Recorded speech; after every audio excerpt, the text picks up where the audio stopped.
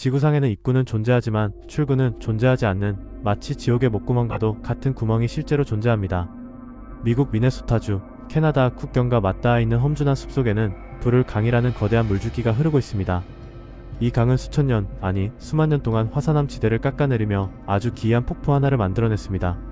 사람들은 이 폭포를 두고 데블스 캐틀, 즉 악마의 주전자라고 부릅니다. 이름부터 불길한 기운을 내뿜는 이 장소는 겉보기에는 그저 웅장한 자연경관처럼 보입니다. 거대한 물줄기가 바위를 때리고 하얀 거품을 일으키며 떨어지는 모습은 여느 폭포와 다르지 않아 보이기 때문입니다. 하지만 조금만 가까이 다가서서 물의 흐름을 관찰하는 순간 등골이 서늘해지는 기이한 현상을 목격하게 됩니다. 강물은 거대한 바위 덩어리를 만나 정확히 두 갈래로 갈라집니다. 오른쪽으로 흐르는 물줄기는 우리가 아는 상식대로 15m 아래 절벽으로 떨어져 다시 강을 이루며 슈피리어 호수로 흘러갑니다. 문제는 바로 왼쪽 물줄기입니다. 갈라진 왼쪽 물은 폭포 아래로 떨어지는 것이 아니라 바위 깊숙이 뚫린 거대한 구멍 속으로 곤두박질 칩니다. 그리고 그 물은 영원히 사라집니다. 말 그대로 증발해버리는 것입니다. 지난 100년이 넘는 시간 동안 수많은 과학자와 탐험가가 이 구멍의 끝을 찾기 위해 매달렸지만 그 누구도 이 구멍이 어디로 연결되어 있는지, 그 많은 물이 도대체 어디로 가는 것인지 밝혀내지 못했습니다. 단순히 물이 사라지는 것이 아니라 그 안으로 들어간 모든 것이 이 세상에서 지워지는 듯한 현상. 오늘은 현대과학으로도 오랫동안 설명되지 않았던 미지의 영역, 악마의 폭포에 대한 이야기를 아주 깊이 파고들어보려 합니다. 우선 이 기묘한 현장에 위치한 저지시 멜그니 주립공원의 풍경부터 머릿속에 그려봐야 합니다. 울창한 침엽스림 사이로 난 좁은 길을 따라 걷다 보면 귀를 먹먹하게 만드는 물소리가 점차 커집니다. 부를 강은 평범한 시냇물이 아닙니다. 비가 오거나 눈이 녹는 계절이 되면 엄청난 유량을 자랑하며 바위를 부술듯이 흘러내립니다. 이 거친 강물이 유문암이라는 단단한 화산암 지대를 만나면서 데블스 캐틀 폭포가 형성되었습니다.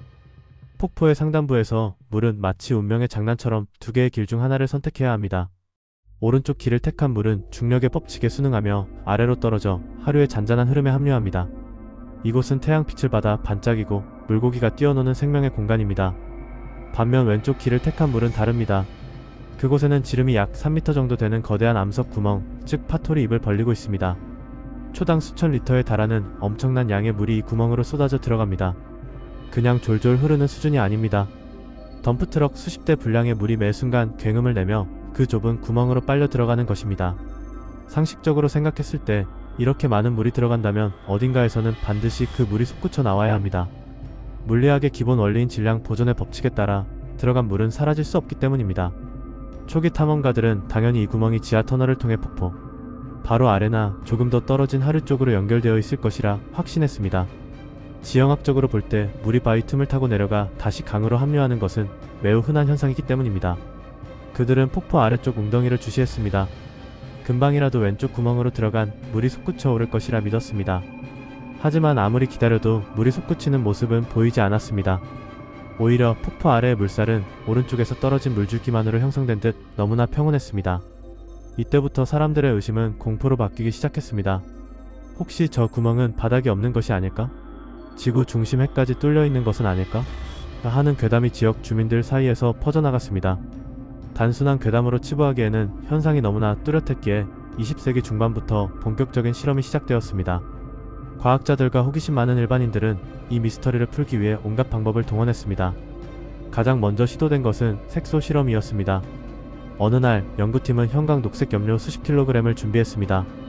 이 염료는 아주 적은 양으로도 엄청난 양의 물을 밝은 녹색으로 물들일 수 있는 강력한 추적 물질이었습니다. 그들은 악마의 주전자, 그 왼쪽 구멍으로 염료를 들이부었습니다. 굉음과 함께 형광빛 액체가 어둠 속으로 빨려 들어갔습니다. 연구팀은 하류 곳곳에 관측 요원을 배치했습니다. 폭포 바로 밑 1km 떨어진 지점, 심지어 강이 끝나는 슈피리어 호수 입구까지. 그들은 강물이 녹색으로 변하기만을 기다렸습니다. 1시간이 지났습니다. 강물은 여전히 투명했습니다. 4시간이 지났습니다. 아무런 변화가 없었습니다. 며칠이 지나도 그 많은 형광 염료는 단 한 방울도 다시 나타나지 않았습니다. 마치 누군가 구멍 안에서 염료를 마셔버린 것처럼 흔적도 없이 사라진 것입니다. 실험은 실패로 돌아갔고 의문은 더욱 커졌습니다. 액체가 섞여서 희석된 것이라면 아주 미세한 농도라도 검출되어야 했지만 결과는 검출 불가였습니다. 사람들은 포기하지 않았습니다. 이번에는 고체 물체를 이용하기로 했습니다. 탁구공 실험이 바로 그것입니다. 탁구공은 가볍고 부력이 강해 물속에 잠겨도 금방 떠오르는 성질이 있습니다. 연구팀은 수백 개의 탁구공의 번호를 매기고 눈에 잘 띄는 형광색을 칠한 뒤 구멍으로 쏟아부었습니다.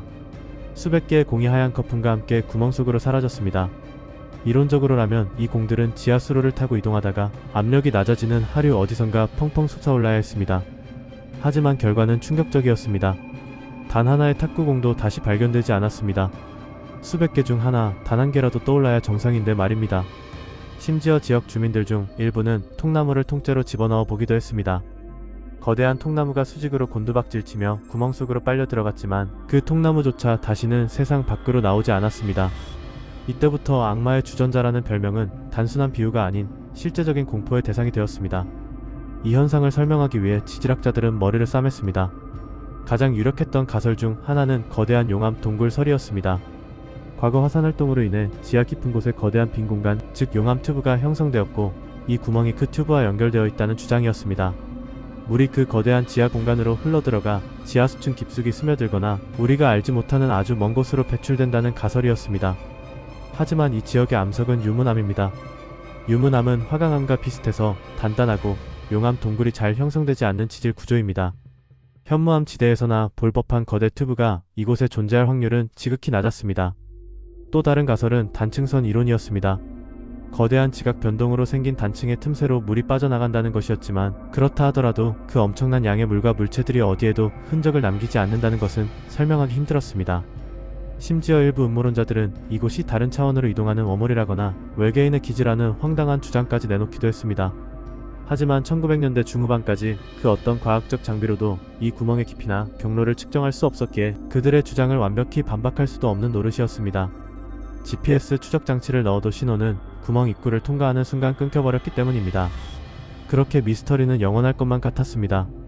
하지만 시간이 흘러 2017년 미네소타 주 천연자원부의 수문학자들은 더 이상 이 미스터리를 방치할 수 없다고 판단했습니다.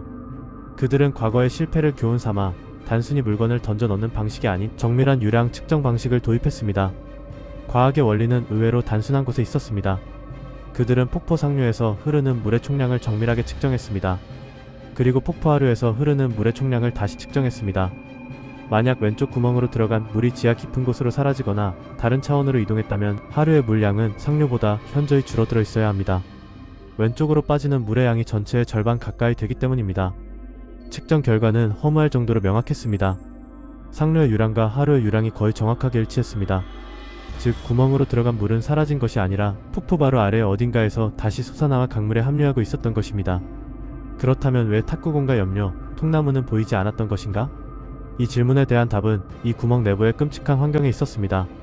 수문학자들의 분석에 따르면 구멍 내부의 물살은 우리가 상상하는 것 이상으로 강력하고 파괴적이었습니다. 구멍으로 들어간 물은 지하의 좁은 틈새를 통과하면서 엄청난 압력과 회전력을 갖게 됩니다. 이를 제순환 시스템이라고 부르는데 물이 바로 빠져나가는 것이 아니라 내부의 거대한 웅덩이에서 소용돌이치며 오랫동안 머물다 서서히 빠져나가는 구조였던 것입니다. 탁구공이나 통나무 같은 물체들은 이 내부의 소용돌이 속에서 갇히게 됩니다. 그리고 그 안에서 엄청난 수압과 바위벽에 부딪히며 말 그대로 가루가 될 때까지 분쇄되었던 것입니다. 탁구공은 산산조각이 나서 육안으로 식별할 수 없는 미세 플라스틱 조각이 되어 떠내려갔고 통나무 역시 잘게 부서져 톱밥처럼 흘러가 버린 것입니다. 형광염료의 경우 내부의 강력한 난류가 염료를 순식간에 분자 단위로 흩어놓았고 지하 웅덩이에 고여있는 막대한 양의 물과 희석되면서 농도가 관측 한계 이하로 떨어져 버린 것이었습니다. 즉 그곳은 다른 차원으로 가는 문이 아니라 자연이 만든 거대하고 무자비한 분쇄기였던 것입니다. 물은 빠져나갔지만 물체는 그 안에서 영원한 형벌을 받듯 부서지고 갈려나갔던 셈입니다. 이것이 바로 수십 년간 아무것도 돌아오지 못했던 이유였습니다. 악마의 폭포 데블스 캐틀의 미스터리는 결국 과학의 힘으로 그 베일이 벗겨졌습니다. 하지만 진실을 알고 난 뒤에도 공포감은 여전히 사라지지 않습니다.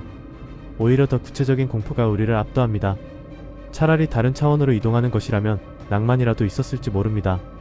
하지만 그 구멍 아래에는 들어오는 모든 것을 산산이 부숴버리는 마치 살아있는 위장과도 같은 자연의 파괴력이 꿈틀거리고 있다는 사실이 확인되었기 때문입니다. 지금 이 순간에도 불을 강에 거친 물줄기는 끊임없이 그 검은 구멍 속으로 쏟아져 내리고 있습니다. 만약 실수로라도 그곳에 발을 헛디딘다면 그 결과는 상상조차 하기 싫을 만큼 끔찍할 것입니다. 자연은 때로 침묵하고 있지만 그 침묵 속에는 우리가 감히 대적할 수 없는 거대한 이빨을 숨기고 있습니다. 지금까지 미스터리 아카이브였습니다. 세상의 모든 미스터리 구독하고 확인하세요.